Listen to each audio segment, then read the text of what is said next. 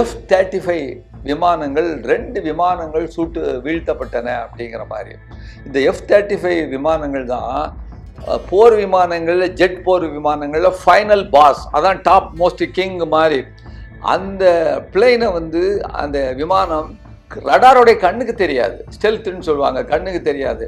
எல்லா விதமான நவீன, இன்றைய தினம் வரை கண்டுபிடிக்கப்பட்டிருக்கக்கூடிய எல்லா விதமான நவீன யுக்திகளையும் நவீன ஆயுதங்களையும் ஏற்றிக்கொள்ளக்கூடிய டெக்னாலஜி உள்ள அந்த விமானம் மிக மிக அது ஒரு கூடுதல் விலை உள்ளது. அந்த விமானம் ரடாரில் நீங்கள் லாக் பண்ண முடியாது. லாக்னு சொன்னால் அந்த ஏரோப்ளைன் வர்றது அந்த இதில் பார்க்கும் பொழுது ஒரு ரவுண்டாக இருக்கும், அதில் ஒரு ப்ளஸ் மாதிரி ஒரு இன்ட்டு போட்டு அதை ஃபிக்ஸ் பண்ணிட்டாங்கன்னா, அதில் ராக்கெட்டை விட்டிங்கன்னா கரெக்டாக அதை போய் எங்கே போனாலும் அதை வீழ்த்தக்கூடியது. அந்த ரடாரில் அந்த ஏரோப்ளைன் கண்ணுக்கு தென்படாது, ஸ்டெல்த்து. அந்த விமானத்தை F-35, அதுதான் உச்சபட்ச உலகத்தில் இன்னைக்கு இருக்கக்கூடிய விமானம், 2 விமானத்தை இவர்கள் சுட்டு வீழ்த்தி விட்டார்கள் ஈரானியர்கள். இந்த செய்தி கேட்கும்போது ரஷ்யா, சீனா, அமெரிக்கா, இந்த 3 நாடுகளுக்குமே பேரதிர்ச்சியாக இருப்பதாக சொல்லுகிறார்கள்.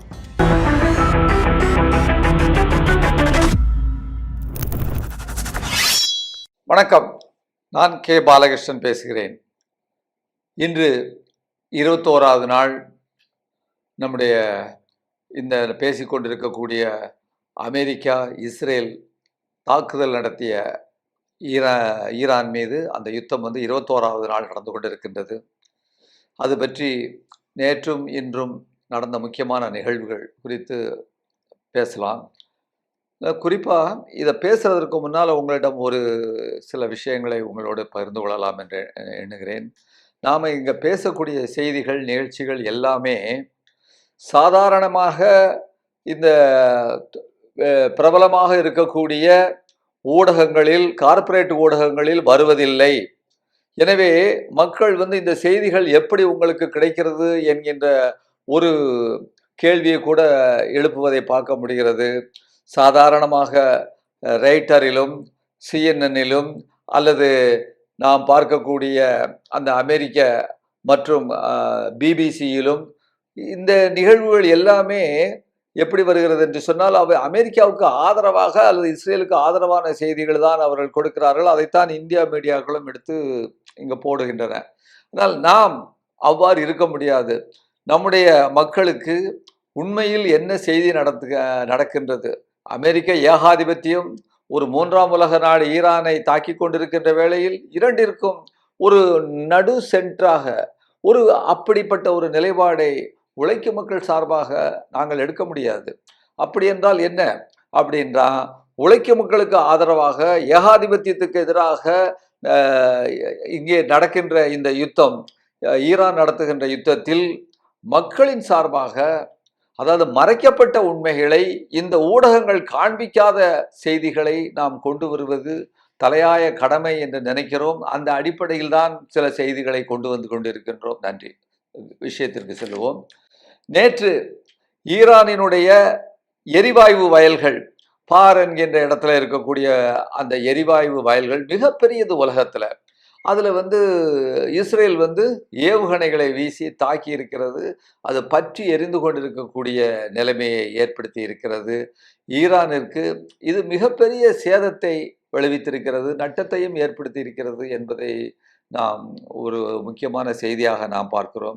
இந்த பின்னணியில் என்ன நடந்ததுன்னு கேட்டிங்கன்னா, நேற்று இரவு, அதாவது இஸ்ரேல் அந்த பகுதிகளுக்கு இரவாக இருக்கக்கூடிய அந்த நடு இரவில் கடுமையான ஏவுகணை தாக்குதலை டெல் அவீவில் ஈரான் நடத்தி இருக்கிறது.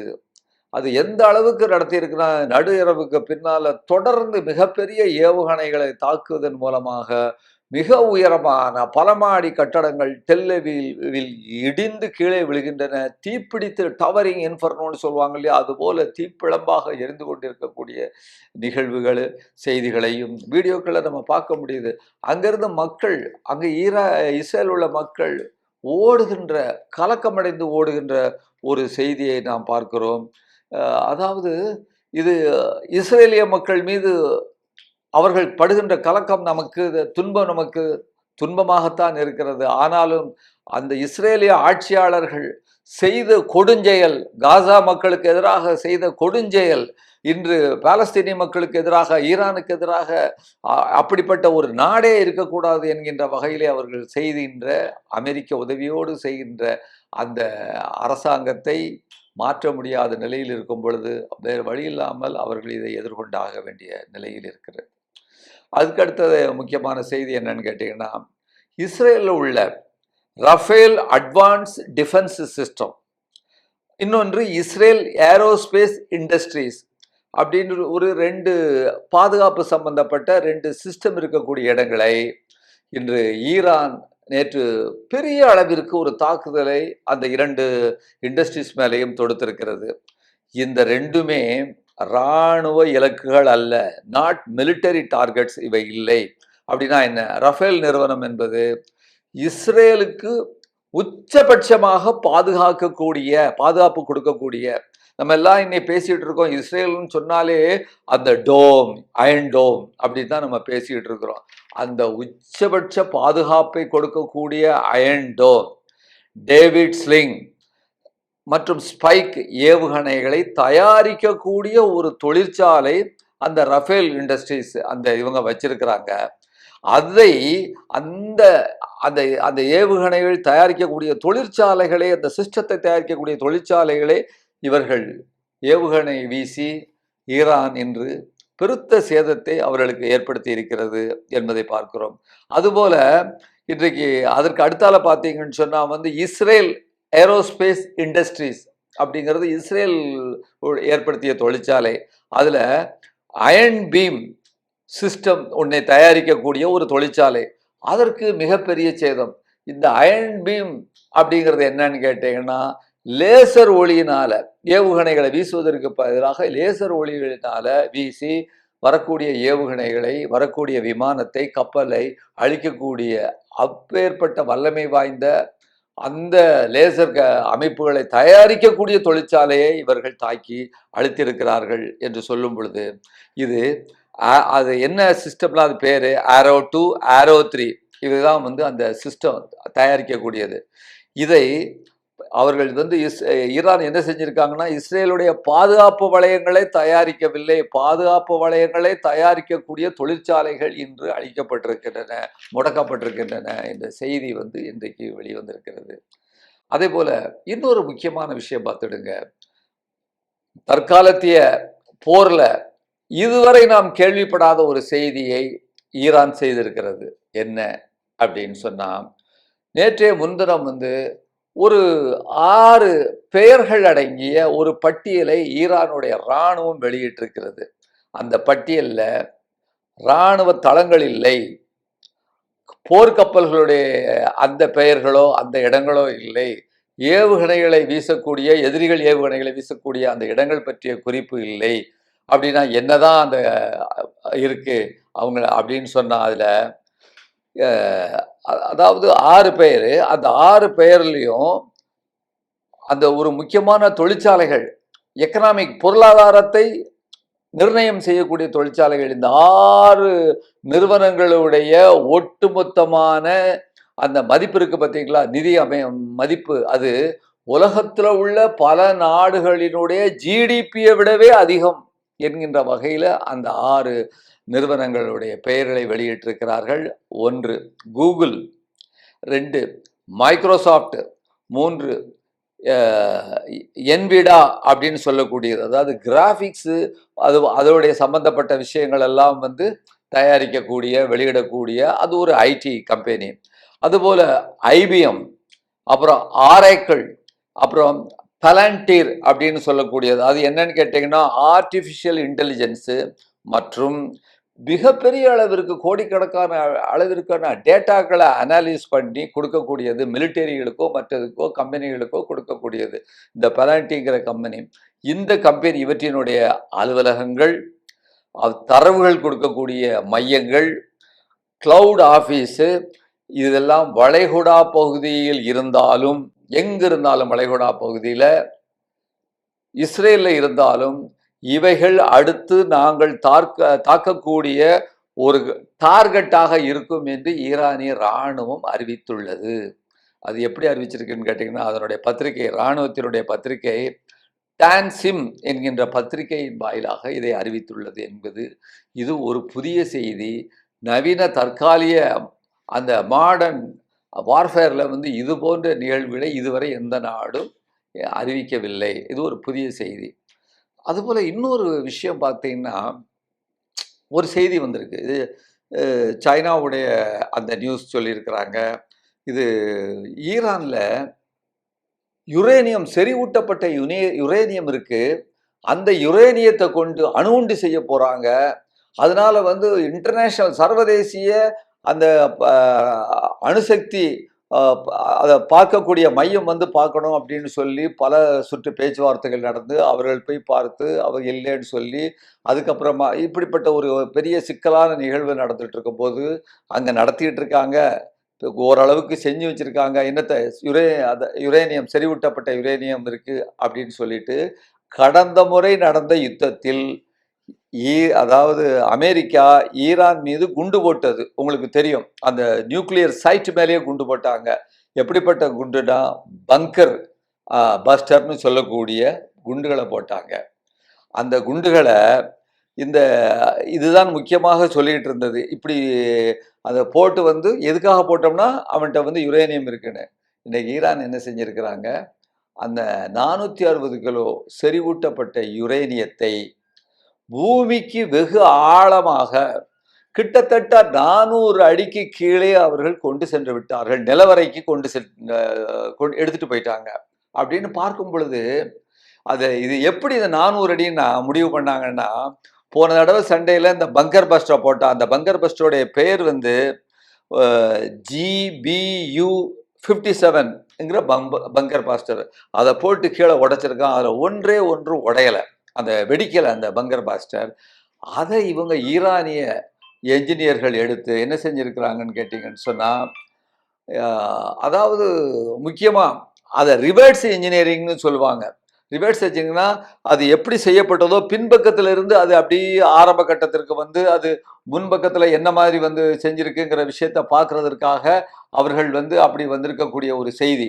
அந்த கண்டுபிடிச்சு அதை வந்து எப்படி செஞ்சிருக்காங்கன்னு கண்டுபிடிச்சு இதனுடைய அமெரிக்காவினுடைய இந்த பங்கர் பாஸ்டருடைய அதாவது எல்லை எவ்வளவு, இது எவ்வளவு தூரம் தாக்க முடியும் அப்படிங்கிறத அவங்க கண்டுபிடிச்சு அதிலிருந்து என்ன செஞ்சிருக்கிறாங்க, இது 200 அடி வரைக்கும் இது உள்ளுக்கு போகக்கூடியதுன்னு இப்ப 400 அடிக்கு கீழே அதை கொண்டு போயிட்டாங்க.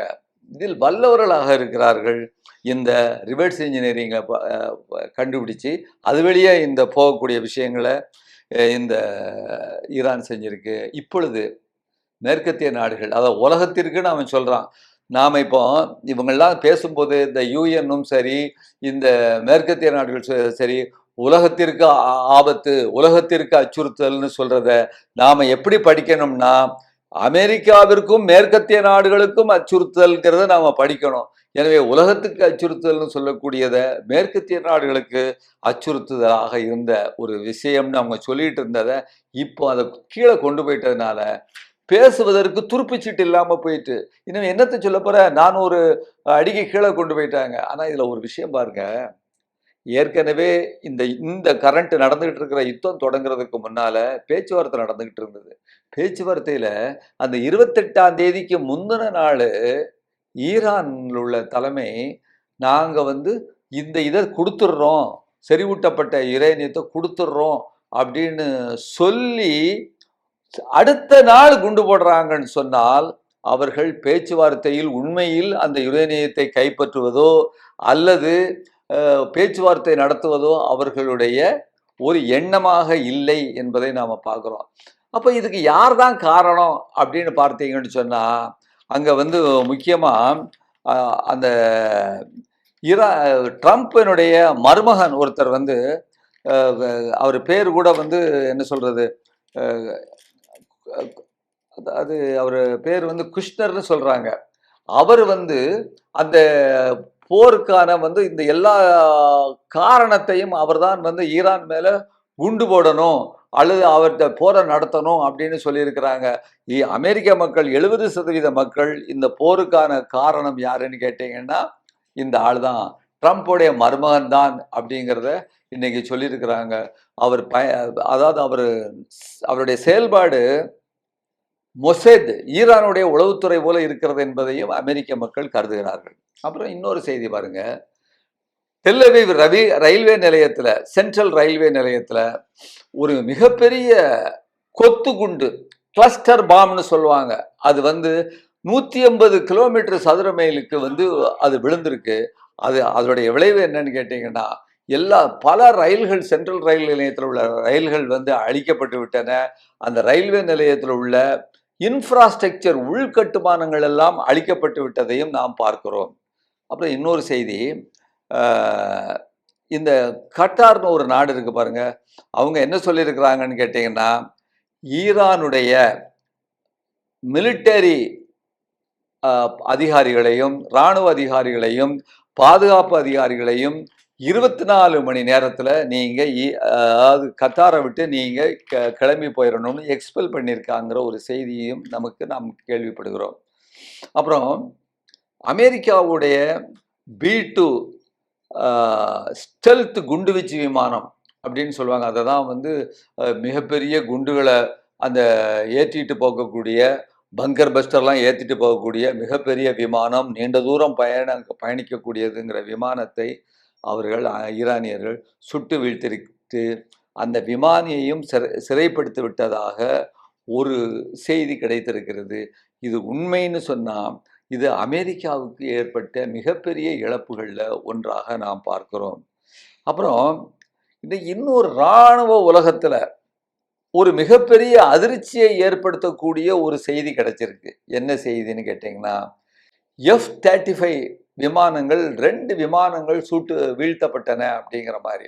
இந்த F-35 விமானங்கள் தான் போர் விமானங்கள், ஜெட் போர் விமானங்கள்ல ஃபைனல் பாஸ், அதான் டாப் மோஸ்ட் கிங் மாதிரி. அந்த பிளேனை அந்த விமானம் ரடாரோடைய கண்ணுக்கு தெரியாது, ஸ்டெல்த்ன்னு சொல்லுவாங்க, கண்ணுக்கு தெரியாது. எல்லா விதமான நவீன, இன்றைய தினம் வரை கண்டுபிடிக்கப்பட்டிருக்கக்கூடிய எல்லா விதமான நவீன யுக்திகளையும் நவீன ஆயுதங்களையும் ஏற்றிக்கொள்ளக்கூடிய டெக்னாலஜி உள்ள அந்த விமானம் மிக மிக அது ஒரு கூடுதல் விலை உள்ளது. அந்த விமானம் ரடாரில் நீங்கள் லாக் பண்ண முடியாது. லாக்னு சொன்னால் அந்த ஏரோப்ளைன் வர்றது அந்த இதில் பார்க்கும் பொழுது ஒரு ரவுண்டாக இருக்கும், அதில் ஒரு ப்ளஸ் மாதிரி ஒரு இன்ட்டு போட்டு அதை ஃபிக்ஸ் பண்ணிட்டாங்கன்னா, அதில் ராக்கெட்டை விட்டிங்கன்னா கரெக்டாக அதை போய் எங்கே போனாலும் அதை வீழ்த்தக்கூடியது.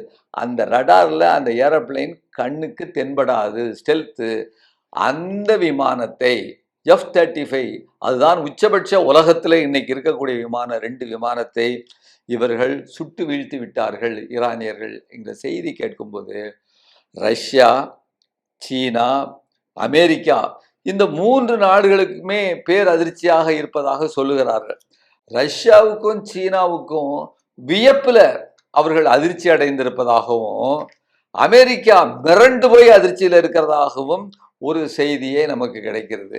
இதை எப்படிப்பா இதை சுட்டாங்க அப்படின்னு நம்ம பார்த்தோம்னு சொன்னால், அதாவது மியர் பிசிக்ஸ், அதாவது பௌதிகத்தை அவங்க பயன்படுத்தி இருக்கிறாங்க. மிகப்பெரிய அளவுக்கு விஞ்ஞானிகளாக, படித்தவர்களாக அங்குள்ள பொறியாளர்களும் விஞ்ஞானிகளும் இருப்பதை இது உணர்த்துகிறது.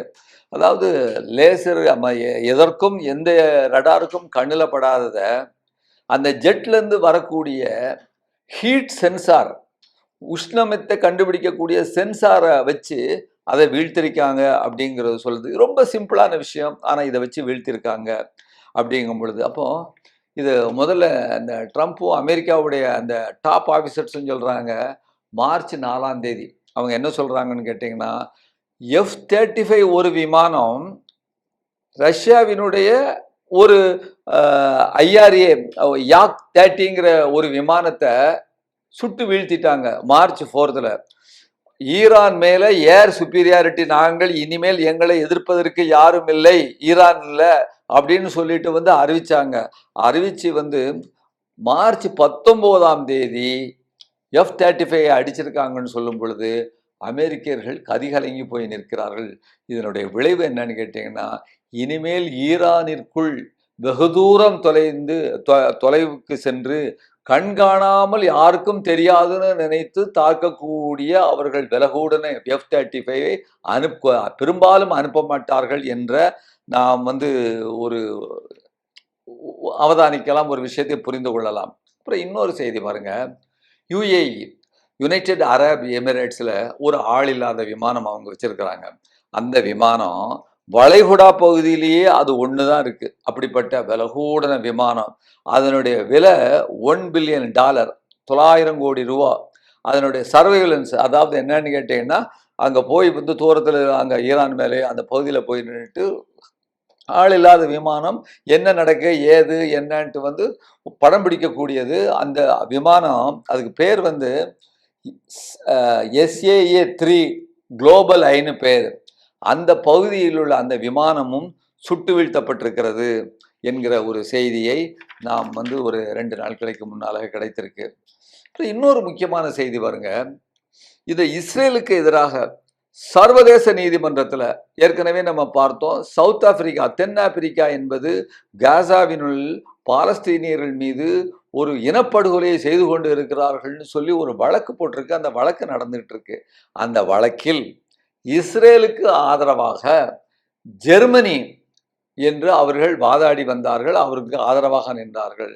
இப்பொழுது கிடைத்த செய்தி, ஜெர்மனி இந்த வழக்கில் இருந்து தன்னை விடுவித்து கொண்டு வாபஸ் பெற்றுவிட்டது. காரணம், ஜெர்மனிக்கு திடீர்னு பாலஸ்தீனியர்கள் மேல என்னது ஒரு பரிதாப உணர்ச்சி, ஆதரவளிக்க வேண்டிய நிலைமை இல்லை.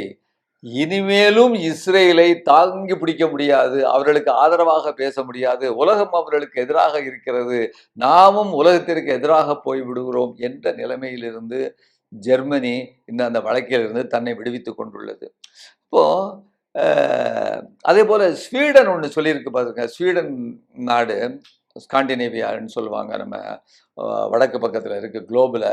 அந்த நாடு என்ன சொல்லியிருக்குன்னா, இஸ்ரேலுடனான அனைத்து அதாவது என்ன சொல்றது உறவுகளையும் நாங்கள் துண்டிக்கிறோம்னு அறிவிச்சிருக்கிறாங்க, ஸ்வீடன் சொல்லியிருக்கு. அது மட்டும் இல்லாம அவங்க கூடுதலாக ஒரு கோரிக்கையை சொல்லியிருக்கிறாங்க. என்ன கோரிக்கைன்னு கேட்டீங்கன்னு சொன்னா, சர்வதேச அமைப்புகள், இன்டர்நேஷனல் பாடிஸ் எது இருக்கோ அதுல இருந்து எல்லாத்தையும் இஸ்ரேலை எக்ஸ்பெல் பண்ணணும் என்கின்ற கோரிக்கையும் அவர்கள் வைத்திருக்கிறார்கள் என்பது ஒரு முக்கியமான செய்தி. இன்னொரு செய்தி பாருங்க, அது இந்த சந்தர்ப்பத்தில் நம்ம சொல்றது, எந்த அளவிற்கு இந்த இஸ்ரேலும் அமெரிக்கர்களும் இந்த அமெரிக்கர்கள் குறிப்பாக ஜனநாயகத்திற்கு ஆதரவாக, உலக மக்களுக்கு ஆதரவாக ஜனநாயகம் தலை தோங்க வேண்டும் என்பதற்காக, ஈரானில் ஜனநாயகம் இல்லை என்பதற்காக இவர்கள் ஈரான் மீது ஆட்சி மாற்றத்திற்காக போர் தொடுத்திருக்கிறார்கள் என்றெல்லாம் உலகத்தை நம்ப வைத்தார்கள். மற்றும் பல்வேறு நாடுகள் ஆமாம் நான் நம்புகிறோம் நம்புகிறோம் சொல்லி அமெரிக்காவுக்கு பயந்து போய் எல்லா நாடுகளும் சொல்றாங்க, நாம் உள்பட. அது ஒரு இருக்கும் பொழுது ஒரு செய்தி இந்த இடத்துல நான் சொல்லி ஆகணும்.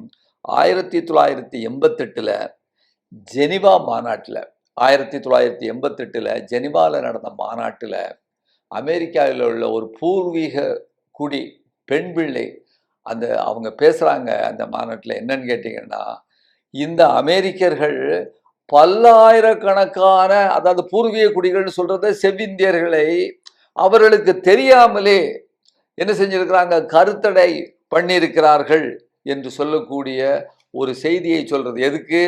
அமெரிக்காவில் பூர்வீக குடிகளுடைய ஜனத்தொகை கூடக்கூடாது, இங்க வெளியே இருந்து வந்தாங்களே இந்த வந்தேரிகள், பிரிட்டன்காரன், பிரான்ஸ்காரன், இவர்களுடைய ஜனத்தொகை கூடணும், அந்த மக்கள் தொகை கூடக்கூடாதுங்கிறதுனால அவர்களை அந்த கருத்தடை பண்ணியிருக்கிறார்கள் பல்லாயிரக்கணக்கான பேர்களுக்கு என்று சொல்லி அந்த பெண் பிள்ளை சொல்லியிருக்கிறது. மிகவும் வேதனைக்குரிய செய்தியா இருக்கிறது. இந்த நாடு தான், இந்த அமெரிக்கா தான் உலகத்தில் ஜனநாயகத்திற்கு ஆதரவாக குரல் கொடுக்கிறது, நாமும் நம்புவோம். அப்புறம் இன்னொரு செய்தி பாருங்க, ஒரு பக்கத்துல எதிர்மறையாக நடந்து கொண்டிருக்கும் பொழுது இன்னொரு பக்கத்துல பாசிட்டிவாக நேர்மறையாக இருக்கக்கூடிய நாடுகளும் செய்திகளும் வந்து கொண்டிருக்கின்றன. அதையும் நம்ம பார்க்கணும். ஈரானுக்கு ஆதரவாக நூற்றுக்கணக்கான டன் கணக்கில் ரஷ்யா, அஜர்பைஜான், உஸ்பெஸ்கிஸ்தான், துர்க்மெனிஸ்தான் போன்ற நாடுகள் ஆதரவு பொருள்களை, உதவி பொருள்களை மனிதநேய அடிப்படையில் அவர்கள் அனுப்புகிறார்கள் என்கின்ற ஒரு செய்தியை நில வழியாக, அவங்களுக்கு லேண்ட் ரூட் இருக்கு பக்கத்தில், அதனால் அது வழியாக அனுப்புகிறார்கள் என்ற செய்தி நமக்கு வியப்பூட்டுவதாகவும் மகிழ்ச்சியூட்டும் செய்திகளாகவும் இருக்கிறது. அப்புறம் பாருங்க, இன்னொரு செய்தி, ஒரு முக்கியமான செய்தி, இன்றைக்கு காலையில் வந்த செய்தி. இன்றைக்கு காலையில் அதாவது ஸ்ரீலங்கா தென்கோடியில் இருக்கக்கூடிய நம்ம ஒரு நாடு, சிறிய நாடு. அது பல்வேறு பிரச்சனைகள் அந்த நாட்டிற்கும் நமக்கும் உண்டு, தமிழர்களுக்கும் அது உண்டு. அதெல்லாம் ஒரு பக்கம் இருந்தால் கூட அந்த நாட்டில் உள்ள பாராளுமன்றத்தில் இன்றைக்கு அதனுடைய ஜனாதிபதி குமார திசநாயக்கா ஒரு செய்தி அறிவிச்சிருக்கிறார். இன்னைக்கு பாராளுமன்றத்தில் என்ன அறிவிச்சிருக்காருன்னு கேட்டீங்கன்னா, அமெரிக்கா தன்னுடைய போர் விமானங்களை எங்க அதாவது இலங்கையில இறக்குவதற்காக அனுமதி கேட்டுள்ளது. அந்த எந்த மட்டாலா சர்வதேச விமான நிலையத்தில் அனுமதி கேட்டிருக்கிறது. அதற்கு நாங்கள் மறுத்துவிட்டோம் என்கின்ற ஒரு மகிழ்வான செய்தியை இலங்கை ஜனாதிபதி அறிவித்திருக்கிறார். இலங்கையிடமிருந்து இதுபோன்ற செய்திகளை கூட்டுச்சேரா நாடுகள் நடுநிலைமையில், சார்பற்ற நிலையில் இருக்க வேண்டும் என்கின்ற ஒரு நிலைப்பாடுகளை பெரிய பெரிய நாடுகளும், நெஞ்ச நிமித்தி கொண்டிருக்கின்ற நாடுகளும் படிக்க வேண்டும் என்பதை, தெரிந்து கொள்ள வேண்டும் என்பதை நான் இங்கே பதிவு பண்ண விரும்புகிறேன். அதே போல துருக்கியோட வெளியுறவு அமைச்சர் ஹக்கன் ஃபிடான் அப்படிங்கிறவர், அவர் ஒரு செய்தியை சொல்லியிருக்கிறாரு. என்ன செய்தின்னு சொன்னா, இந்த போருக்கு காரணம் இஸ்ரேலியர்கள் தான் அப்படின்னு தெளிவா அறிவிச்சிருக்கிறாங்க. இந்த பிராந்தியத்தில், அதாவது வளைகுடா பிராந்தியத்தில், அதற்கும் உலக அமைதிக்கும் உலகத்தினுடைய ஸ்திரத்தன்மைக்கும் ஆபத்தான ஒரு போரை இன்று இஸ்ரேலியர்கள் அதற்கு காரணமாக இருக்கிறார்கள் என்பதை வெளிப்படையாக இன்று துருக்கியினுடைய வெளியுறவுத்துறை அமைச்சர் என்று அறிவிச்சிருக்கிறார். அப்புறம் பார்த்தீங்கன்னு சொன்னால் இன்னொரு செய்தி, என்ன செய்தின்னு சொன்னால், ஹோர்முஸ் வளைகுடாவை நாங்கள் திறந்து விடுகிறோம், ஆனால் 10% வரி டாக்ஸை ஈரானுக்கு கெட்ட வேண்டும் என்று ஈரான் அறிவித்திருக்கிறது. உடனே இங்கே கொஞ்சம் நாடுகள், அவர்களுக்கு குழல் ஊதக்கூடியவர்கள் எல்லாம் என்ன சொல்கிறாங்க, எவ்வளோ பெரிய கொள்ளையடிப்பு ஈரான் இதை போல செய்கிறது அப்படின்னு சொல்லிட்டு அவர்களுக்கு நாம் ஒன்றை சொல்லிக்கொள்ள ஆசைப்படுகிறோம். அதாவது எகிப்து நாடு சூயஸ் கால்வாயை அதன் மூலமாக அங்கே கப்பல் போவதற்கு $3 லட்சம் முதல் $5 லட்சம் வரை அவர்கள் வசூல் செய்கிறார்கள். பனாமா அதனுடைய அந்த கெனால் மூலமாக கப்பல்கள் செல்வதற்கு $1.5 லட்சம் அவர்கள் வசூல் செய்கிறார்கள். துருக்கி அவர்களுடைய போஸ்பரஸ் ஜலசந்தியின் மூலமாக வாங்குவதற்கு, அதாவது கப்பல்கள் செல்வதற்கு அவர்கள் கட்டணம் வாங்குகிறார்கள். கனடாவும் யுஎஸ்ஏவும் ரெண்டும் சேர்ந்து செயின்ட் லாரன்ஸ் சீவேன்னு ஒன்று இருக்கு. அதாவது அந்த ஏரிகள்ல இருந்து இந்த கடலுக்கு போகக்கூடிய கப்பல்கள் இருக்கக்கூடிய வழி, அது ரெண்டும் சேர்ந்து, ஏன்னா ஒரு பகுதி கனடாவில் இருக்கு, ஒரு பகுதி அமெரிக்காவில் இருக்கு, 2 நாடுகளும் சேர்ந்து அவர்கள் இங்கே கட்டணம் வசூலிக்கிறார்கள். ஆனால் ஈரான் மட்டும் இது நாள் வரை, இவ்வளவு காலம் வரை இலவசமாக கப்பல்களை அனுமதித்தது. இப்பொழுதுதான் கப்பல்களுக்கு 10% வரி செலுத்த வேண்டும் அல்லது கட்டணம் செலுத்த வேண்டும் என்கின்ற ஒரு முறையை கொண்டு வந்திருக்கிறதை பார்த்து இன்றைக்கு சில ஜனநாயகம் விரும்புகின்ற, ஜனநாயகம் பற்றி பேசுகின்ற அந்த நாடுகளெல்லாம், தலைவர்களெல்லாம் குய்யோ முறையோ என்று கத்துகிறார்கள். எனவே அதையும் ஒரு செய்தியாக நான் சொல்லுகிறேன். அப்புறம் ஒரு கடைசியாக ஒரு செய்தியை நான் சொல்ல விரும்புகிறேன். ட்ரம்ப் ஒரு அறிவிக்கையை வெளியிட்டிருக்கிறாரு அந்த கல்ஃப் கண்ட்ரிஸ், வளைகுடா நாடுகளுக்கு.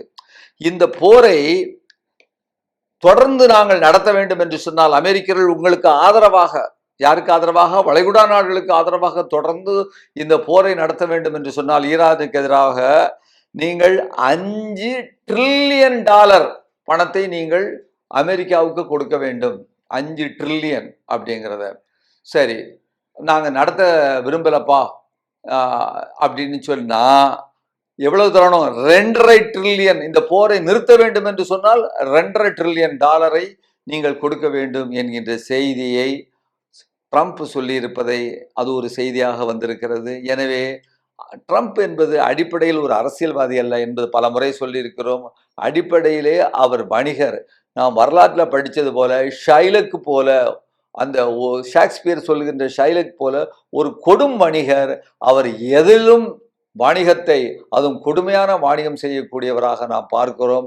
இந்த வகையில் ஏகாதிபத்தியம் இன்று ஈரானினுடைய கையை முறுக்கி கொண்டிருக்கிறது. உலக நாடுகளெல்லாம் இன்று ஒவ்வொன்றாக ஆதரவு கொடுக்கக்கூடிய நிலையில் இருக்கிறது என்பதை கூறிக்கொண்டு இந்த நேரத்தில் இந்த செய்தியோடு நம்முடைய இந்த காணொளியை முடிக்கலாம் என்று கருதுகிறேன். தோழர்களே, நன்றி, வணக்கம். ஊடகம் கார்ப்பரேட் அரசியல்வாதிகளின் கைப்பாவையாக, அடிமைகளாக இருந்தது போதும். இனி சாட்டை எடுத்து சுழற்றும் நேரம் வந்துவிட்டது. ஊடகம் பொதுமக்களாகிய உங்களுக்காக, உங்களாலேயே இயக்கப்பட வேண்டும். ஊடக சுதந்திரத்திற்காக உங்களின் பங்களிப்பை இன்றே அளித்திடுங்கள்.